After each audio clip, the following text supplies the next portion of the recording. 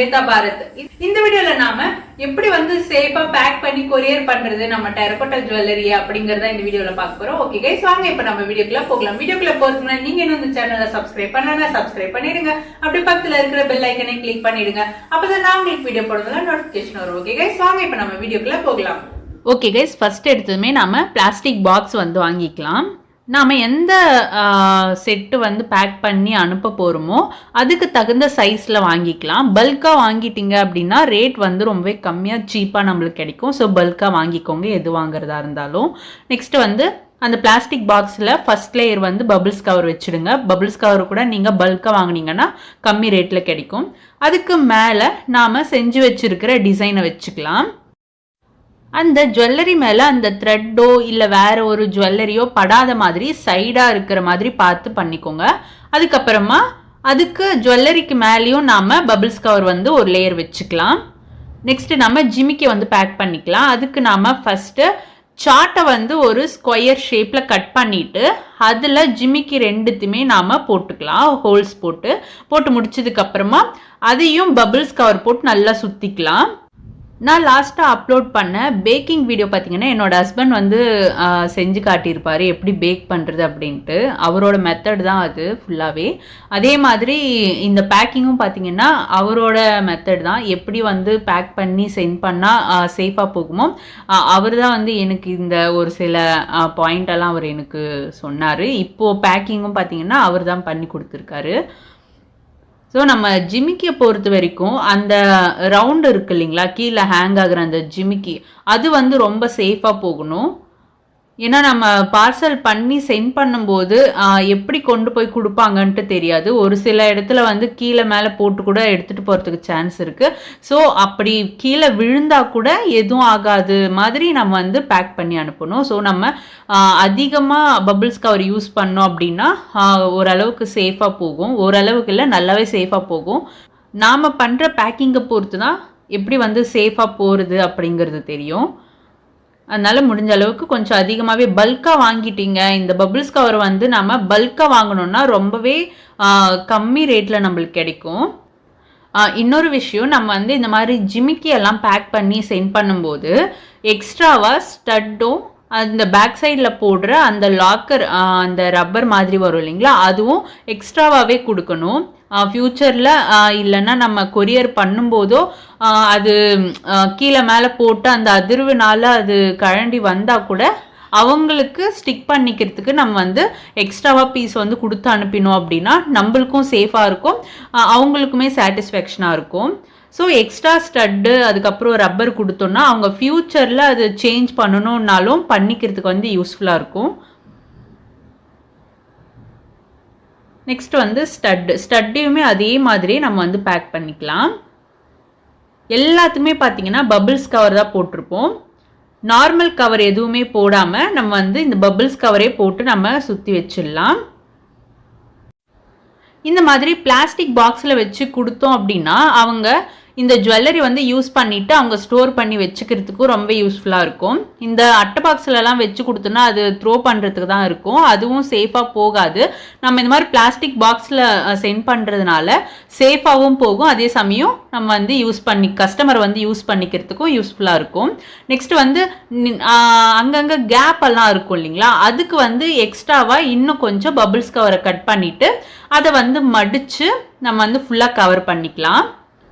இந்த டெரகோட்டா ஜுவல்லரியோட பேக்கிங்கை பொறுத்த வரைக்கும் ரொம்பவே சேஃபாக நம்ம வந்து பேக் பண்ணி கொரியர் பண்ணணும்.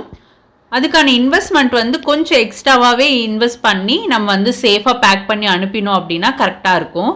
நாம் வந்து இந்த ஜுவல்லரி செய்யறதுக்கு கிட்டத்தட்ட ஒரு 4 to 5 days வரைக்கும் நம்ம வந்து டைம் ஸ்பெண்ட் பண்ணி நம்ம இந்த வந்து செஞ்சு முடிச்சிருக்கோம். ஸோ இது வந்து கஸ்டமருக்கு ரீச் ஆகும்போது ரொம்ப சேஃபாக போய் ரீச் ஆகிருக்கணும். அதனால பேக்கிங்க்கு வந்து கொஞ்சம் எக்ஸ்ட்ராவாகவே இன்வெஸ்ட் பண்ணிக்கலாம்.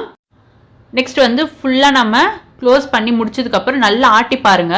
கொஞ்சம் கூட உள்ளே வந்து அந்த ஜுவல்லரி மூவ் ஆகுற மாதிரி நம்மளுக்கு வந்து ஃபீல் ஆகக்கூடாது. சத்தமோ எதுவுமே நம்மளுக்கு உள்ள நம்ம ஆட்டும் போது அதுக்குள்ளே எதுவுமே மூவ் ஆகாத மாதிரி இருக்கணும். அப்படி லைட்டாக உங்களுக்கு மூவ் ஆகுற மாதிரி இருந்துச்சுன்னா எங்கே என்னன்னு பார்த்து கொஞ்சமாக அங்கே பபிள்ஸ் கவர் வச்சு நம்ம வந்து ஃபில் பண்ணிட்டோம்னா மூவ் ஆகாது. மூவ் ஆகாமல் இருந்தால் தான் நம்மளுக்கு வந்து எப்படி கீழே போட்டு அவங்க ஆட்டி குலுக்கி எடுத்துகிட்டு போனாலுமே சேஃபாக இருக்கும் ஜுவல்லரி. அதுக்கப்புறமா இந்த மாதிரி டேப், பேக்கிங் டேப்பை வச்சு நம்ம ஒரு சுற்று வந்து சுற்றி அதை வந்து டேப் அடிச்சுக்கலாம். அந்த பாக்ஸ் வந்து என்ன ஆனாலும் ஓப்பன் ஆகாத மாதிரி. அதுக்கடுத்தது ஃபைனலாக இந்த மாதிரி பபிள்ஸ் கவரவை ஃபுல்லாக அந்த பாக்ஸை சுற்றியுமே நாம் ரோல் அடிச்சுக்கலாம். ஒரு 8லேருந்து 9 சுற்று வந்து நாம் சுற்றிக்கலாம். எல்லாருக்குமே நான் வந்து என்னோட கஸ்டமர் எல்லாருக்குமே பேக்கிங் வந்து இந்த மாதிரி தான் நாங்கள் வந்து பேக் பண்ணி கொரியர் பண்ணுறோம். என்னோட கஸ்டமர் வந்து இந்த வீடியோ பார்த்தாங்கன்னா அவங்களுக்கு வந்து கண்டிப்பாக தெரியும் எப்படி வந்து என்னோட பேக்கிங் இருக்கும் அப்படின்ட்டு. நாங்கள் பேக் பண்ணி கொரியர் பண்ணுற இந்த பார்சலை ஓப்பன் பண்ணுறதுக்கே பார்த்தீங்கன்னா குறைஞ்சது 15 நிமிஷமாவது ஆகும். நெக்ஸ்ட் வந்து ஒரு 9லேருந்து 8 சுற்று நம்ம வந்து சுற்றி முடிச்சதுக்கப்புறமா நம்ம இந்த மாதிரி டேப் சும்மா ஜஸ்ட் அது ஸ்ட்ராங்காக பிடிக்கிறதுக்கு ஒரு டேப் வந்து ஒட்டிக்கலாம்.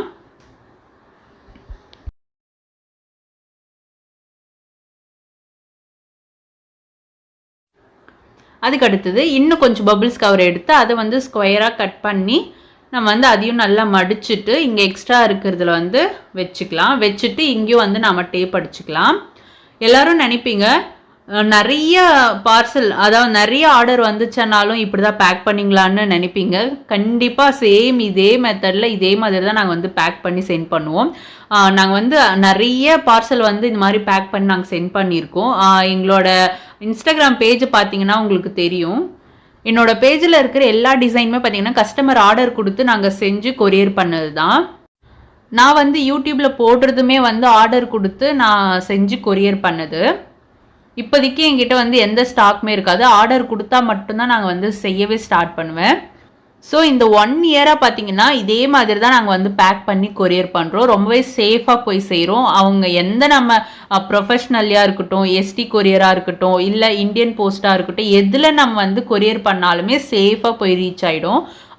டேமேஜ் ஆனால் கூட மேலே ஆகுமே தவிர அந்த பாக்ஸை தாண்டி உள்ளே எதுவும் ஆகாது. இன்னொரு முக்கியமான விஷயம், நீங்கள் கொரியர் சர்வீஸில் போயிட்டு கொரியர் சென்ட் பண்ணிவிட்டு வீட்டுக்கு வந்ததுமே உங்களோட கஸ்டமருக்கு நீங்கள் ஒரு மெசேஜ் போட்டுருங்க. நான் வந்து கொரியர் வந்து சென்ட் பண்ணிவிட்டேன், இன்னும் ஒரு கொஞ்ச நாளில் உங்கள் கைக்கு வந்துடும் அப்படின்னு சொல்லிட்டு உடனே இன்னொரு மெசேஜும் போட்டுருங்க. ஏதாவது இப்போ உங்கள் கைக்கு ப்ராடக்ட் வந்ததுமே அதை வந்து அந்த பேக்கோட ஓப்பன் பண்ணாமல் அந்த பேக்கோட ஒரு வீடியோ ஒன்று எடுத்துருங்க. அப்படியே அந்த வீடியோ வந்து கட் பண்ணாமே நீங்கள் வந்து ஓப்பன் பண்ணுங்கள். அதாவது அன்பாக்சிங் வீடியோ சொல்லுவோம் இல்லைங்களா, அந்த மாதிரி தான். நம்ம கொஞ்சம் கூட கட் பண்ணாமல் ஃபுல்லாக ஓப்பன் பண்ணி ஜுவல்லரி வந்து அந்த கேமராவில் காட்டுற வரைக்கும் நீங்கள் வந்து அந்த வீடியோவில் இருந்துச்சு அப்படின்னா ஏதாவது டேமேஜ் ஆகிருந்தா கூட நாங்கள் வந்து ரிட்டர்ன் செஞ்சு கொடுப்போம், இல்லைனா ரீஃபண்ட் பண்ணுவோம் அப்படின்ட்டு இன்ஃபார்ம் பண்ணிவிடுங்க.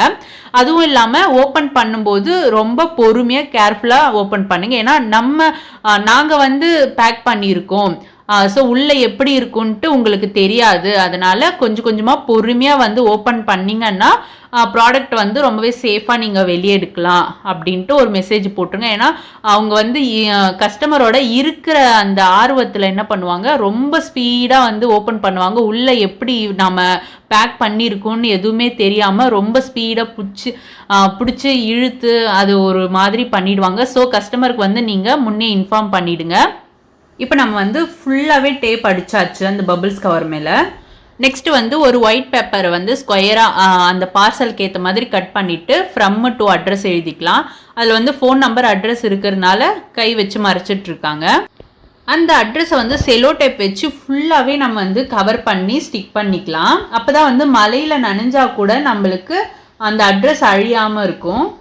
அவ்வளோதான் கைஸ், நம்ம வந்து பேக் பண்ணி முடிச்சாச்சு. ஓகே கைஸ், இந்த வீடியோ உங்களுக்கு பிடிச்சிருந்துச்சுன்னா லைக் பண்ணுங்க, ஷேர் பண்ணுங்க. ஏதாவது டவுட்ஸ் இருந்துச்சுன்னா கீழே கமெண்ட் பண்ணுங்க, நான் உங்களுக்கு கிளாரிஃபை பண்ணி விடுறேன். ஓகே கைஸ், இது வரைக்கும் வீடியோ பார்த்தவங்க எல்லாருக்கும் தேங்க்யூ, பாய்.